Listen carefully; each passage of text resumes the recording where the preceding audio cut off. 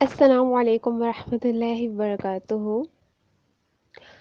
اللہم فقہنا فی الدین، اللہم فقہنا فی الدین، اللہم فقہنا فی الدین۔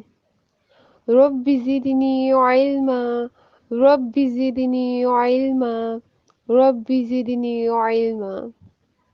اللہم انی اسألک علما نافعا ورزقا طیبا وعملا متقبلا۔ اللهم إني أسألك علما نافعا ورزقا طيبا وعملا متقبلا۔ اللهم إني أسألك علما نافعا ورزقا طيبا وعملا متقبلا۔ آمين اللهم ثم آمين۔ رب اشرح لي صدري ويسر لي أمري واحلل عقدة من لساني يفقهوا قولي۔ آمین اللہم ثم آمین۔ آج کا جو ہمارا ٹاپک ہے وہ ہے عید الفطر کی سنتیں۔ الحمدللہ کثیرا، اللہ نے اس سال کا جو رمضان ہے وہ اپنے اختتام کو پہنچا، اللہ نے پہنچایا، اور جتنے بھی ہم نے اس ماہ میں عبادات کی، دعائیں رب تعالیٰ سے وہ ہماری عبادتوں کو اول درجہ عطا فرمائے، ہماری عبادات کو قبول فرما لے، آمین اللہم ثم آمین۔ تو جو عید الفطر کی سنتیں ہیں، انشاءاللہ آج ہم اس کو ڈسکس کریں گے کہ عید الفطر کی سنتیں کیا ہیں اور ہم نے کن باتوں کا دھیان رکھنا ہے اس عید پر انشاءاللہ۔ جیسا کہ یہ اللہ کی طرف سے روزہ داروں کے لیے ایک نعمت ہوتی ہے، خوشی ہوتی ہے کہ رمضان کے روزوں کے بعد، یعنی رمضان کے روزے رکھنے کے بعد اللہ تعالیٰ نے ہمیں یہ میٹھی عید عطا فرمائی اور اس عید کی جو ہے وہ خوشیاں عطا فرمائی۔ تو اس عید کو ہم نے بھرپور طریقے سے انجوائے کرنا ہے، کیونکہ یہ ہمارے لیے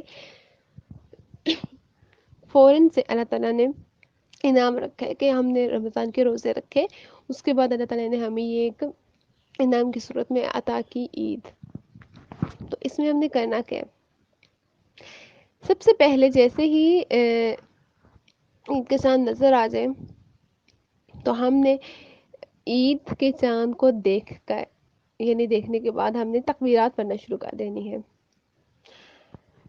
تکبیرات جو ہے وہ مختلف قسم کے پڑھ سکتے ہیں، جیسے ابی شیبہ میں ہے کہ اللہ اکبر، لا الہ الا اللہ واللہ اکبر، اللہ اکبر وللہ الحمد۔ ایک تو یہ تکبیر ہو گئی، یہ تو بہت ایزی ہے، عموماً ہم لوگ پڑھتے ہی رہتے ہیں۔ اور ایک اور صحیح مسلم میں تکبیر ہے، وہ بھی آپ پڑھ سکتے ہیں، وہ تو بہت ہی خوبصورت ہے، دونوں ہی تکبیرات بہت خوبصورت ہے۔ جو آپ کو ایزی لگے، جس کو آپ کو لگے کہ بھئی میں یہ زیادہ اچھی طریقے سے میمورائز کر سکتی ہوں، تو آپ وہ پڑھ سکتی ہیں۔ صحیح مسلم میں ہے تکبیر کہ اللہ اکبر کبیرا والحمد للہ کثیرا وسبحان اللہ بکرۃ واصیلا۔ ایک ہی یہ تکبیر ہو گئی۔ آپ کو میں نے دونوں تکبیرات بتا دی، جو آپ کو ایزی لگے آپ نے وہ چاند رات، یعنی چاند کو دیکھنے کے بعد سے پڑھنا شروع کر دینی ہے انشاءاللہ۔ سیکنڈلی ہم نے کرنا کیا؟ جو عید الفطر یعنی جو عید کا دن ہے، جو اللہ تعالیٰ نے ہمیں عطا کیا ہے رمضان کے روزوں کے بعد، اس میں ہم نے کیا کرنا ہے؟ اس میں بھی کچھ سنتیں ہیں۔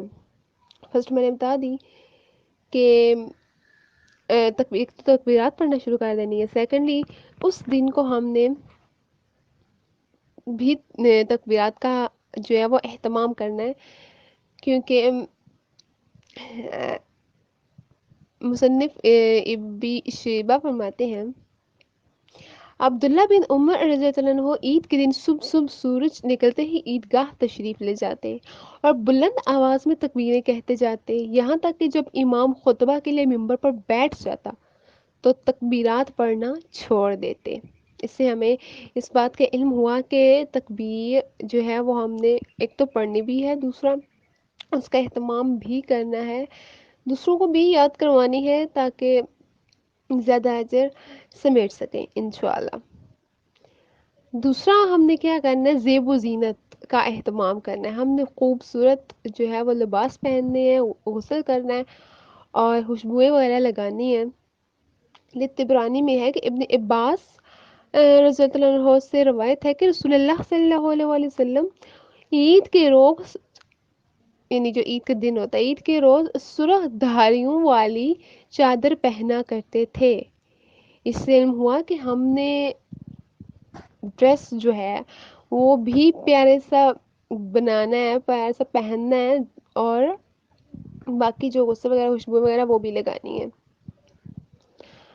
تاکہ یہ سنت جو ہے وہ، جیسا کہ آپ کو معلوم ہو گیا کہ نبی صلی اللہ علیہ وآلہ وسلم عید کے روز جو ہے وہ ڈریسنگ میں جو ہے وہ تھوڑا اضافہ کیا کرتے تھے، تھوڑی پیاری سی ڈریسنگ کیا کرتے تھے، تو ہم نے بھی یہ سنت اپنانی ہے۔ اس کے بعد ہم نے کرنا کیا ہے؟ ہم نے فطرانہ دینا ہے۔ فطرانہ جو ہے وہ عید سے پہلے دیا جاتا ہے۔ ابن عباس رضی اللہ عنہ سے روایت ہے کہ رسول اللہ صلی اللہ علیہ وآلہ وسلم نے روزہ دار کو لغو اور فاحش باتوں سے پاک کرنے اور مساکین کو کھانا کھلانے کا انتظام کرنے کے لیے فطرانہ فرض کیا ہے۔ جس نے عید سے پہلے ادا کیا اس کا فطرانہ شمار ہو گیا، اور جس نے عید کے بعد ادا کیا تو وہ عام صدقہ شمار ہوگا۔ رواہ ابو داؤد۔ اس سے علم ہوا کہ ہم نے فطرانہ ضرور دینا اور اس کا اہتمام ضرور کرنا ہے، کیونکہ یہ فرض ہے۔ رسول اللہ صلی اللہ علیہ وآلہ وسلم نے عید سے پہلے یہ دینا ہم پر فرض قرار دیا ہے۔ تو ہم نے کرنا کیا؟ ہم نے انشاءاللہ جتنا ہو سکے، کیونکہ اس بار جو فطرانہ کی ایک سا یا ایک سا کھجور یا جو ہوتے ہیں فطرانہ دینا، لیکن اگر آپ کے پاس مطلب اس طرح کی کوئی کنڈیشن نہیں ہے تو آپ پیسے بھی دے سکتے ہیں، روپی فارم میں بھی دے سکتے ہیں، اور آج کا جو اس بار پاکستانی روپیز کے حساب سے پر پرسن کے لیے جو ہے، جو گھر کا جو آدمی ہے اس کے لیے جو ہے وہ 170 روپیز پر کے لیے مقرر کیے گئے ہیں، یعنی فکس۔ تو اس طرح سے آپ نے حساب لگا لینا کہ آپ کے کتنے افراد ہیں گھر کے، اس طرح آپ نے 170 کو ہر ایک پر ڈیوائڈ کر کے چیک کر لینا، اور اتنا فطرانہ ان سے پہلے ادا کر دینا ہے انشاءاللہ۔ ہاں، اس کے بعد جو ہے وہ نیکسٹ ہماری سنت کیا کون سی ہوگی، وہ ہوگی میٹھا کھانا، یعنی نماز سے قبل میٹھا کھانا۔ اس متعلق حدیث ہے کہ انس بن مالک رضی اللہ تعالیٰ عنہ فرماتے ہیں کہ رسول اللہ صلی اللہ علیہ وآلہ وسلم عید الفطر کے دن کھجوریں کھائے بغیر عید کی طرف نہیں جاتے تھے، اور آپ صلی اللہ علیہ وآلہ وسلم طاق عدد میں کھجوریں کھاتے۔ رواہ ترمذی۔ اس سے علم ہوا کہ نماز پڑھنے سے پہلے، یعنی نماز کی طرف عیدگاہ جانے سے پہلے ہم نے ضرور بے ضرور اس کا اہتمام کرنا کہ میٹھا کچھ نہ کچھ کھا لیا جائے۔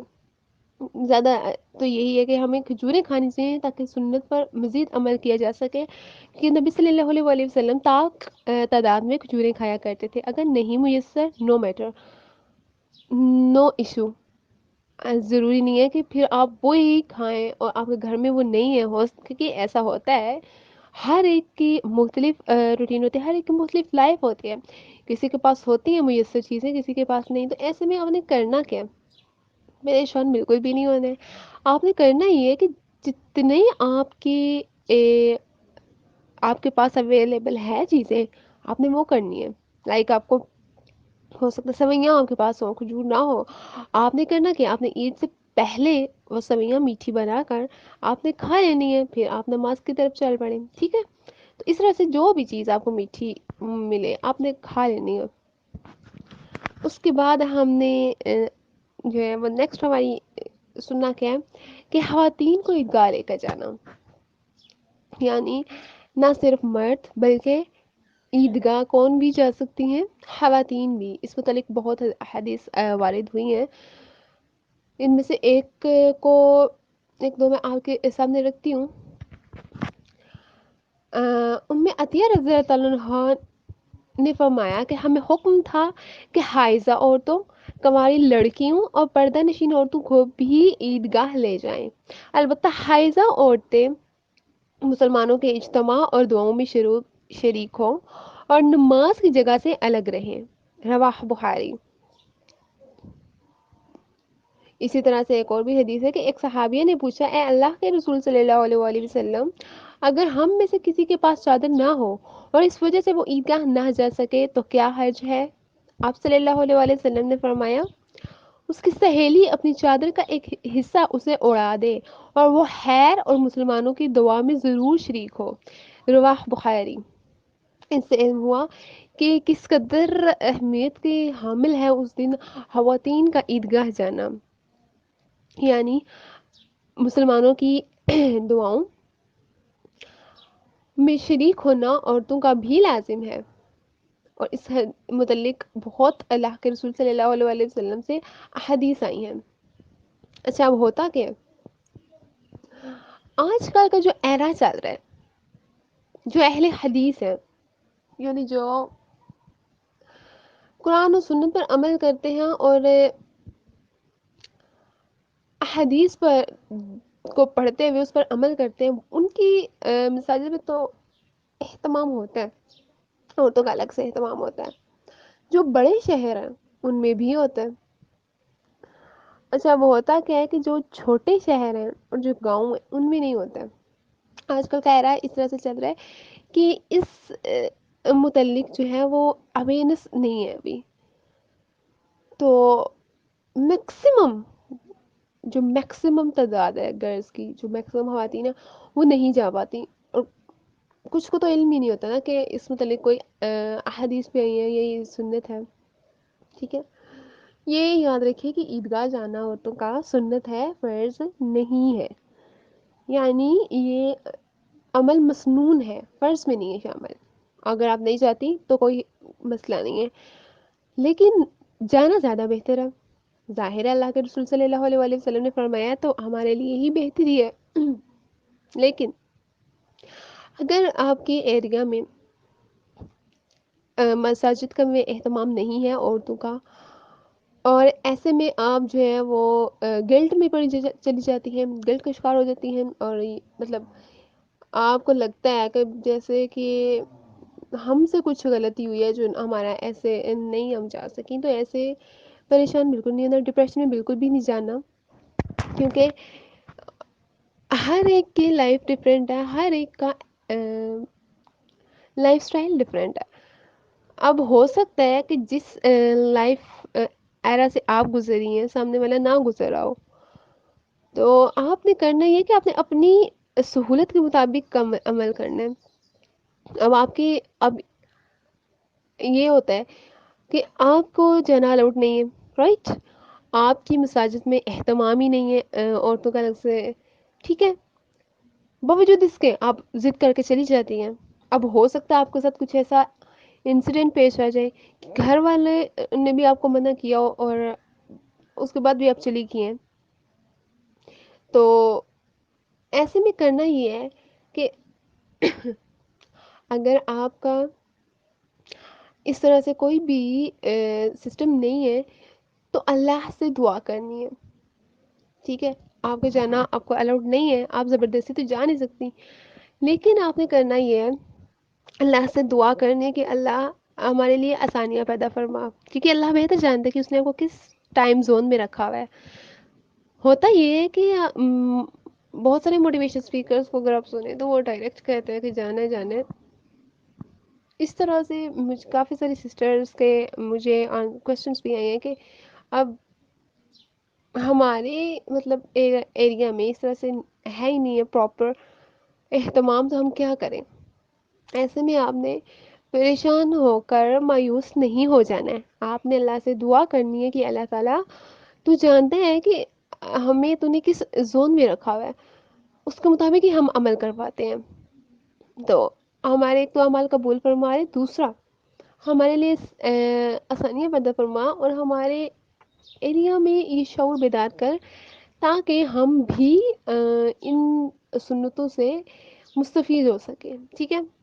یہ تو میں نے آپ کو بتا دیا کہ عیدگاہ جانا عورتوں کا سنت ہے، مسنون ہے، اور بہت ہی محبوب عمل ہے، ٹھیک ہے؟ اس کے باوجود اگر کسی مجبوری کی باعث آپ نہیں جا پا رہی، تو پھر آپ نے گھر میں ہی دعا کر لینی ہے، ٹھیک ہے؟ لیکن یاد رہے کہ دعا کر سکتی ہیں، لیکن نماز عید، یعنی عید کی نماز آپ گھر میں نہیں پڑھ سکتی، وہ صرف مسجد میں عیدگاہ میں ہی پڑھی جا سکتی ہے، کلیئر؟ ٹھیک ہے؟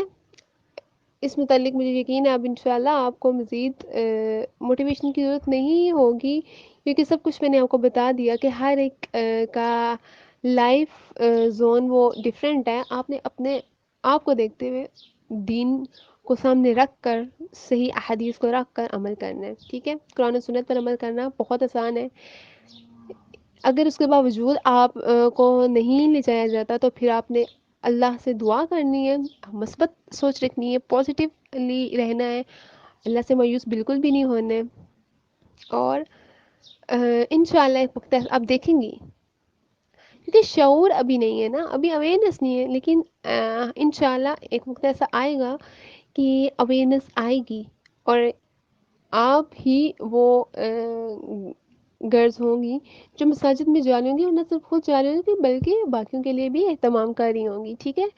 تو انشاءاللہ چینج ہوتا رہتا ہے ٹائم، پریشان بالکل بھی نہیں ہونا ہے آپ نے، اور جو جا سکتے ہیں ان کے لیے تو بیسٹ یہ اپرچونٹی ہے، وہ ضرور بال ضرور جائیں، اور جو نہیں جا سکتے ان کو بھی اپنی دعاؤں میں یاد رکھیں۔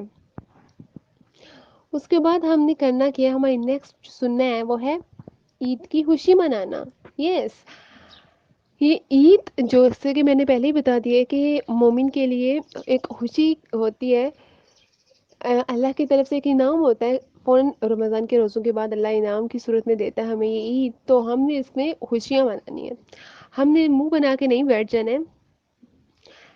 اچھا، اس میں کرنا کیا ہے کہ عید کے دن خوشی کے اظہار کے لیے ہلکے پھلکے کھیل کھیلنا یا اشعار پڑھنا جائز ہے، رواہ بخاری و مسلم، یہ صحیحین سے روایت ہے، ٹھیک ہے؟ ہم نے ہم کھیل بھی سکتے ہیں اس دن، اور خوشی کے اظہار کے لیے اشعار بھی پڑھ سکتے ہیں۔ اس کے بعد ہم نے کرنا کہ نماز عید اور ہم نے خطبہ، یعنی عید کا جو خطبہ ہے وہ سننا ہے، نماز عید ادا کرنی ہے۔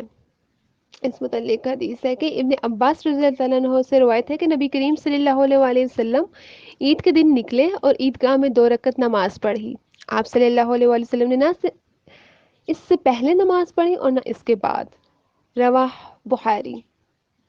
اسی طرح ایک اور حدیث ہے کہ عبداللہ بن عمر رضی اللہ عنہ سے روایت ہے کہ رسول اللہ صلی اللہ علیہ وآلہ وسلم عید الاضحیٰ اور عید الفطر کی نماز پڑھتے اور خطبہ نماز کے بعد دیتے تھے، اگر کسی کی عید کی باجماعت نماز چھوٹ جائے تو 2 رکعت تنہا پڑھ لے، رواہ بخاری۔ اس سے ہمیں علم ہوا کہ ایک تو عید کی نماز بھی پڑھنی ہے، دوسرا خطبے کا بھی سننے کا اور دینے کا اہتمام کرنا ہے۔ اچھا، اب ہوتا کیا ہے کہ عید کے بعد جب ہم نے ایک دوسرے سے ملنا ہے، یعنی عید مبارک کرنی ہے، تو کس طرح سے ملنا ہے اور مل کر ہم نے کیا دعا دینی ہے ایک دوسرے کو؟ جبیر بن نفیر رضی اللہ عنہ سے روایت ہے کہ نبی کریم صلی اللہ علیہ وآلہ وسلم کے صحابہ عید کے دن آپس میں ملاقات کرتے تو ایک دوسرے کو یہ دعا دیا کرتے تھے، تقبل اللہ منا ومنکم، کہ ہم نے آج سے انشاءاللہ اور یہ اہتمام کرنا ہے کہ جب ہم نے عید مبارک دینی ہے ایک دوسرے کو، عید مبارک کہنا ہے، تو ہم نے یہ الفاظ ادا کرنے، ان الفاظ سے ہم نے دوسرے کو دعا دیتے ہوئے باہم ملاقات کرنی ہے کہ تقبل اللہ منا ومنکم، یعنی اللہ قبول فرما لے ہم سے اور آپ سب سے۔ اس کے بعد ہم نے کرنا کیا ہے کہ جب ہم عید پڑھ کر واپس لوٹیں گے تو راستہ تبدیل کر، یعنی جاتے ہوئے ہم جس راستہ سے گئے واپسی آتے ہوئے اس راستہ سے نہیں آنا ہے، تبدیل کر کے نا، تاکہ زیادہ اجر کما سکیں۔